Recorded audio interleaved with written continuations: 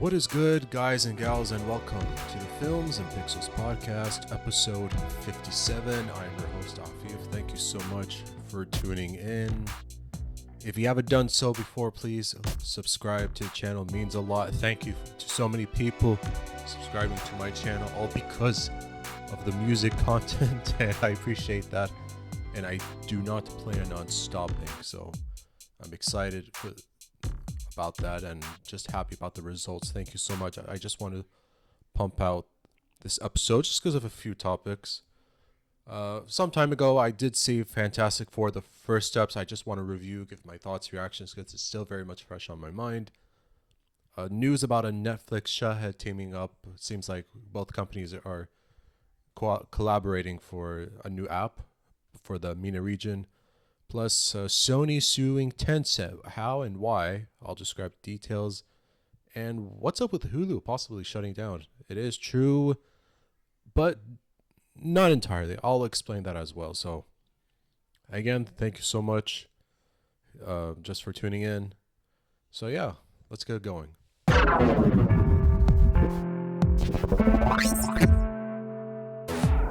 Okay, for this first segment, I want to review the Fantastic Four first steps. So this is the first movie in the Phase 6 era in the MCU during the multiverse saga. And this is the first time Marvel Studios have the access to work on a Fantastic Four movie since the whole Fox-Disney merger that occurred in 2019. And thankfully, it is as excellent and amazing as it should be. And seriously, I'm so glad. It is amazing. It's a great movie. Sure, it's a bit familiar from past movies, but it's still excellent in so many ways.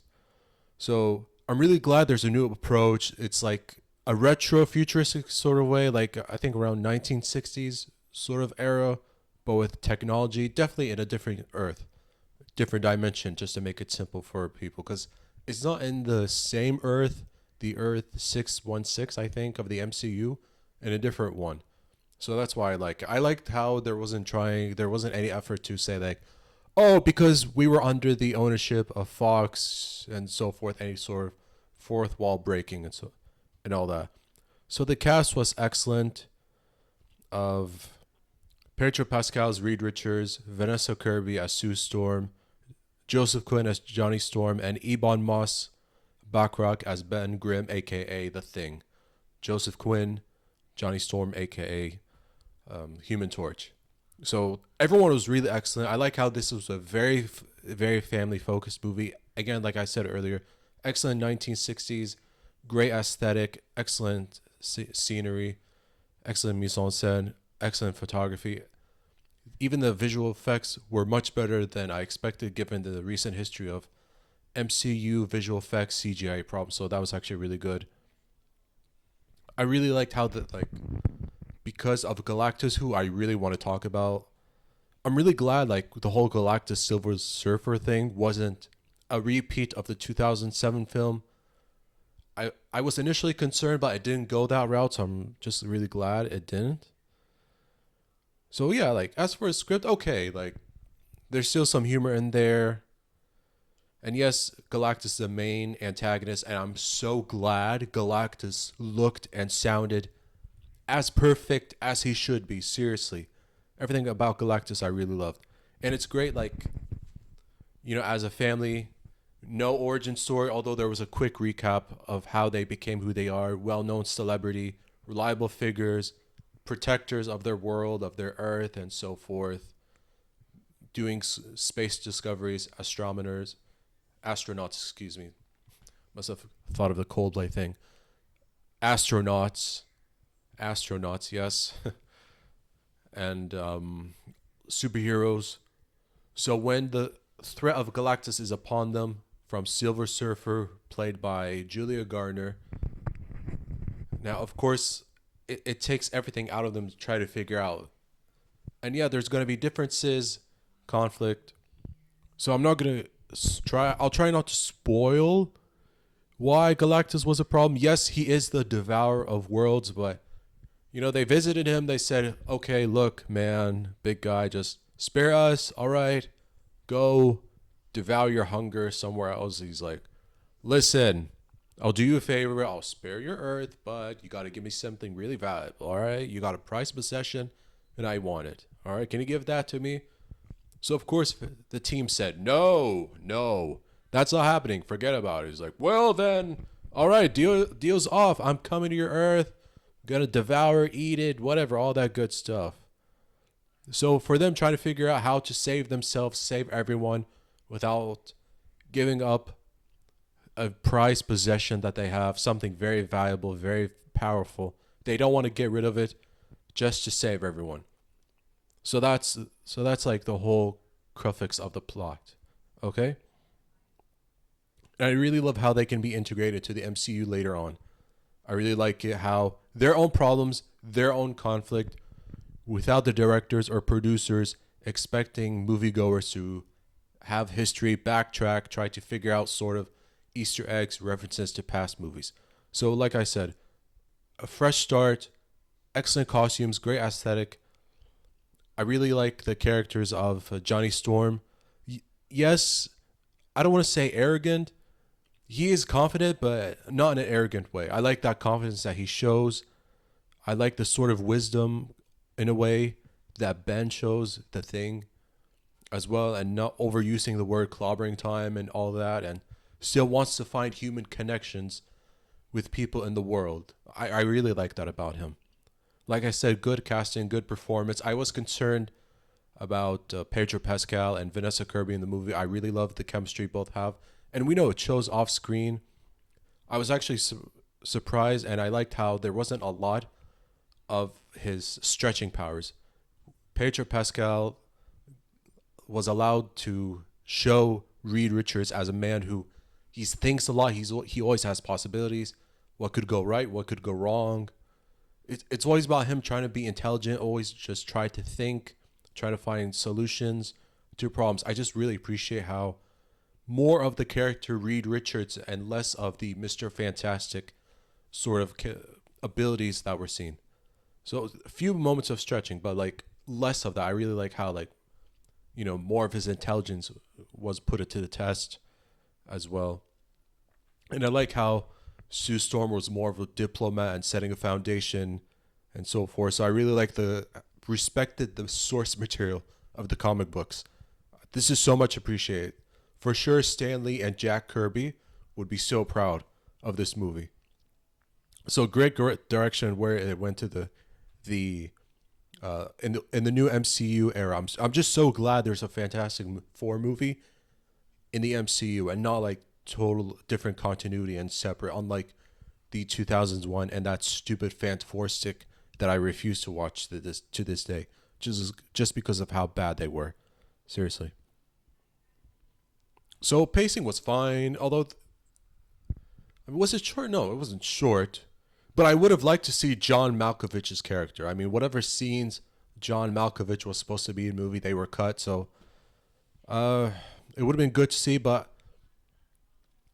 yes, I liked how Johnny Storm found a way to confront the Silver Surfer. This is a female version, like I said, played by Julia Gardner, and uncover her past and so forth. I really like this space scene that was somewhere in the second act. That was definitely very good. This is actually, to me, one of the better MCU era. One of the better MCU films in the multiverse saga, considering how things have been sort of rough in Phase 4. Phase 5 was okay, but could be better. So this is a really good start in Phase 6 that leads up to Avengers Doomsday. Now, Galactus, I want to say a lot about him. He was voiced by Ralph Ineson. Galactus, epic. I loved everything about Galactus. Gigantic, frightening, evil, terrifying, a force. No stupid clouds, just all metal, just a presence. I just loved everything about Galactus. Just even when he comes to Earth, we see that in the trailer anyway, so it's not shocking. The look, the colors, the design, how terrifying, how scary he just giant, like everything about Galactus in this movie, perfect. No clouds, no nothing. Pure physical form, great lines, Excellent voicing by Ralph Innocent. Everything about Galactus, perfection. Seriously, I'm just so glad we got to see a huge, giant, not robot, but like space god, evil devourer of worlds, as he should be. Amazing, amazing, amazing, amazing work on Galactus. Seriously, if we can get Galactus again in another MCU movie, I am in. Excellent job on Galactus. Just make him terrifying and frightening at once. I even loved it just when he looks up down on the Fantastic Four. Just what a giant he was. I loved everything about it. I loved it. I just love that we got a proper iteration of Galactus. He's not a joke. He's easy to take seriously. He makes everyone scared. He even made Earth scared just knowing that he's gonna devour their planet. That's what he does. Eats planets. Whether that sounds funny or not, but he's way more powerful than that. And I loved it. I loved everything about Galactus in this movie. Seriously, go watch it. If the movie is still playing in any local theaters near you, go watch Fantastic Four for First Steps. You're going to be happy about Phase 6 off to a good start. You're going to be happy about the future of the MCU with this cast. Excellent, excellent movie, seriously. I could not even be more happy just, the antagonist. Like, man, if, like, there is a history of Galactus versus Fantastic Four, but if you're a comic book fan and you wanted to see a perfect iteration of Galactus, go. This movie, oh my goodness, treats the evilness of this character as it should be. I'm not even exaggerating. Excellent job by the Marvel Studios team.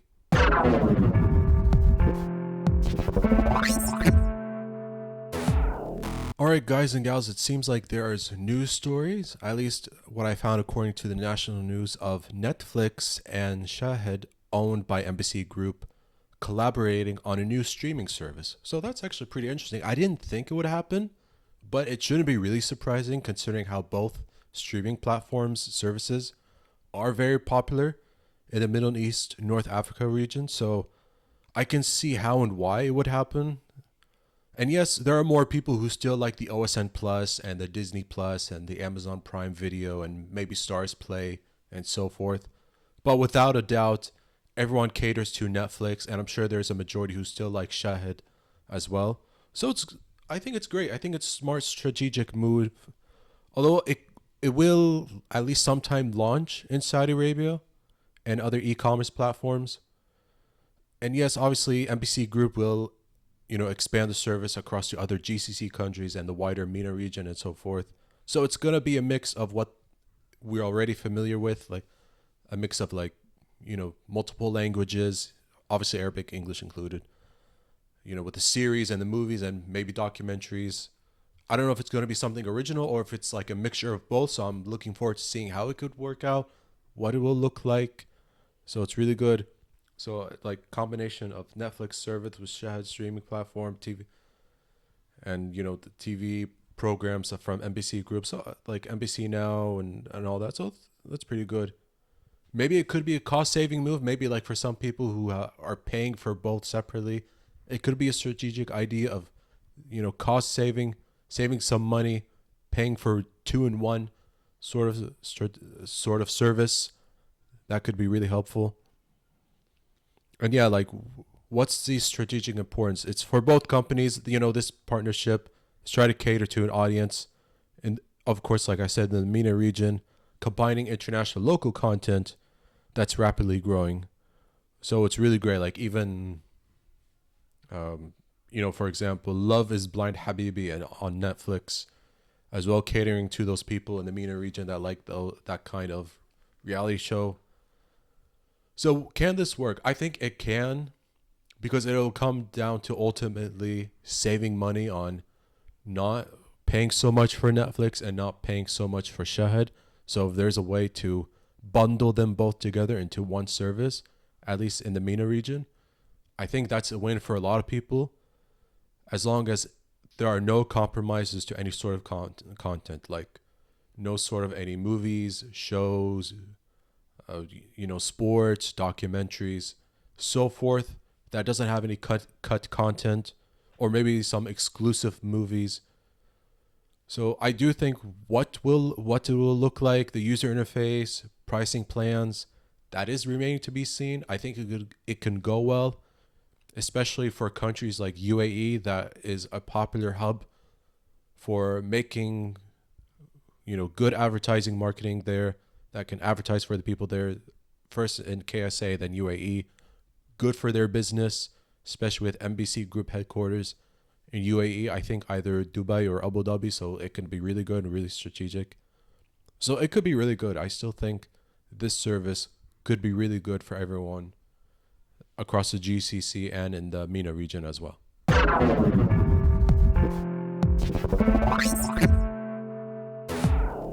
Guys and gals, it shouldn't be too shocking to find out that Hulu will be shutting down. So years after Disney purchased Hulu as part of the Fox agreement merging, Hulu will be shutting down and all the content will go to Disney Plus. Now, fear not, like I said, all the content that's been seen on Hulu will still be available on the Disney Plus streaming app. After all, it's not exactly a shocker that, yes, Disney, with the creation of Disney Plus, have been making an effort, releasing more content, bringing all of their old movies and TV shows in the archives to Disney Plus. And with Disney owning Hulu, of course the app will shut down. And like Bob Iger said, part of the reason, and yes, making more of a seamless integration, Disney Plus still already offers ESPN apps like ESPN2 or ESPN Plus and so forth. So with the content of Hulu, it being integrated into Disney Plus, it does make more sense, and it will happen, I think, by 2026, when the Hulu app worldwide will just be in complete shutdown. And that's understandable. I'm just glad that shows that are seen on Hulu, like Futurama, for example, will not totally disappear. We just don't know what it will look like. Is there like a sort of a, separate category of like Hulu content or like Hulu movies or Hulu shows just displayed just to give users options on Disney Plus? I'd like to see how or what that will look like. But if anything, it's good that there's no content that will completely be phased out or disappear or canceled. It's just the app itself will just be gone, but everything that we know is in the app will be into Disney Plus, and gives people more experience, more value. It also helped that it will bring as well more advertiser money, so that's good. And it does help. It gives more subscription options as well. Maybe subscribing to Disney Plus and maybe pay more to experience more of the content of the Hulu movies, shows, and so forth. That could be like that, and the changes will be seen internationally. So the Hulu brand will also be used to replace the Star Content Hub on Disney Plus in international markets, positioning Hulu as Disney's global brand for general entertainment. So that's pretty good. I realize some people may not like it, but as long as everything will still be integrated into Disney Plus, that's not a loss. At least this is a good way of making sure that Disney Plus can bring the company more money, more advertisers, more marketing, and so forth. Just so that like some people don't like subscribe to Disney Plus for a certain amount of time and then cancel their subscription if they no longer find anything suitable or entertaining.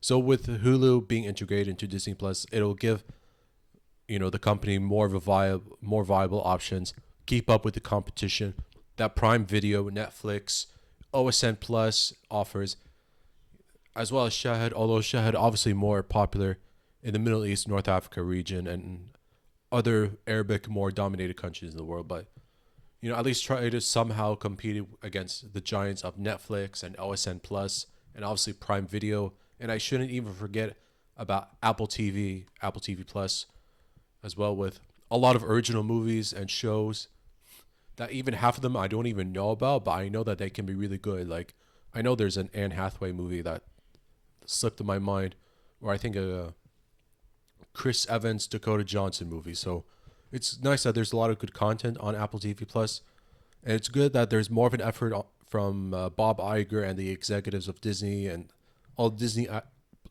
Plus team to make the streaming service application just more of a viable option, more of an entertainment streaming service. Another great option as well. Just get a leg up on the competition. So it may not sound good that like Hulu will be gone, but as long as everything that has been seen on Hulu still remains, which is for sure, I think everything will still be fine. I think the transition will still be very seamless and very good.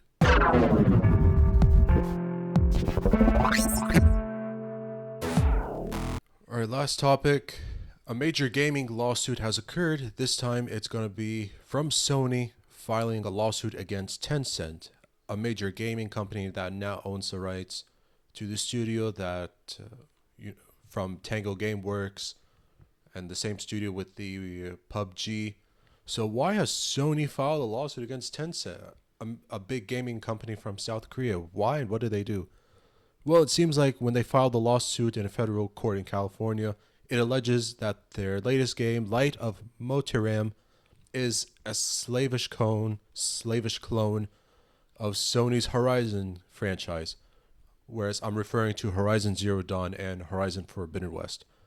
Sony complained several allegations that are similar to their game, such as a red-headed female protagonist in a post-apocalyptic world, a world inhabited by robotic animals, similar outfits, key art, and font. A claim that Tencent approached Sony to license the Horizon IP and, after being refused, went ahead and developed their own version. So for the Light of Motiram game, I'm sure you'll find the trailer for it on YouTube if you go ahead and compare both the Horizon and Light of Motiram games online. Now, yes, since the lawsuit became public, of course, Sony got scared.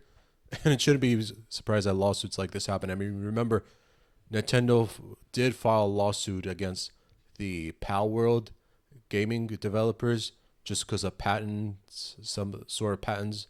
And it's taken a weird turn. So to back to this one between Sony and Tencent, changes were made just to how the presentation looks like on the Steam page, whether it's, description and the screenshots, hopefully just removing any sort of similarities to the Horizon Sony IP and so forth. And it's not a good look. I mean, it has affected them in a lot of ways. The lawsuit is still ongoing. What it'll be like, I wouldn't be surprised if there is a settlement, but it's still not good. I mean, come on, like, this is Sony we're talking about. I mean, one of the biggest electronic brands in the world, and not just with the gaming division of PlayStation. I mean, still with the Xperia phones and the Bravia TVs and other electronics. I mean, more famous now with the PlayStation gaming division. I mean, of course, they're going to look at something that looks similar to what they have and be concerned about losing any sort of revenue because of it. So what does Tencent have done just to try to distance it and fixing the marketing just so that's not like Horizon? Complete written the gaming description, of course, changing the screenshots, changing the art, removing of trailers.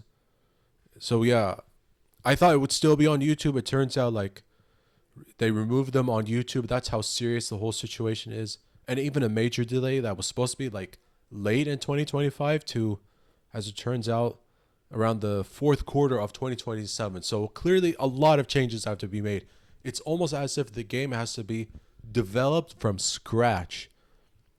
And even like maybe changes to description like mechamals or something, mechanimals.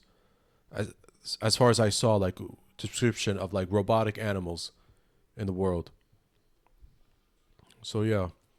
Tencent hasn't really said anything in response to Sony. But still, this is an uncomfortable position. They don't want to lose lots of money. I mean, Tencent is a company that has made lots of money, helped develop lots of indie studios, helped develop lots of indie games.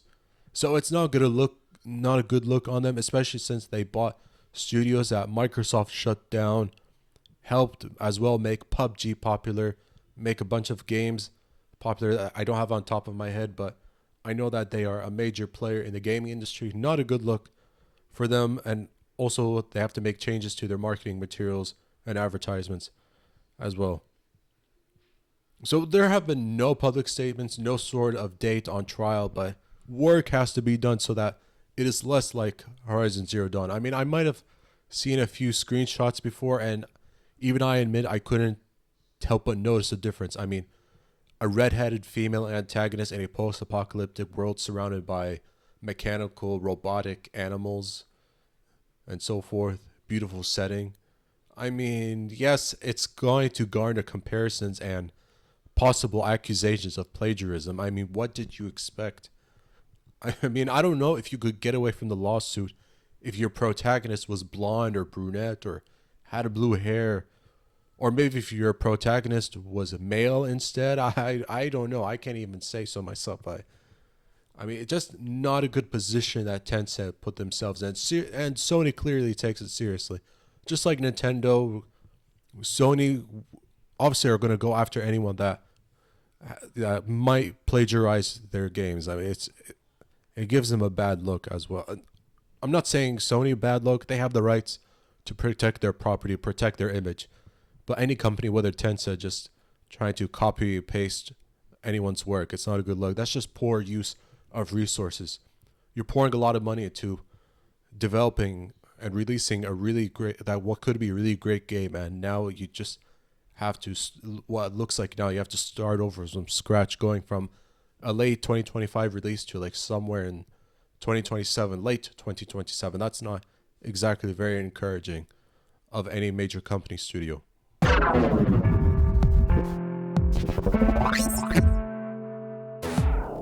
All right, guys and gals, thank you for tuning in to the Films and Pixels podcast, episode 57. I'm your host, Afif. Thank you so much for watching and listening from beginning to end. I appreciate that.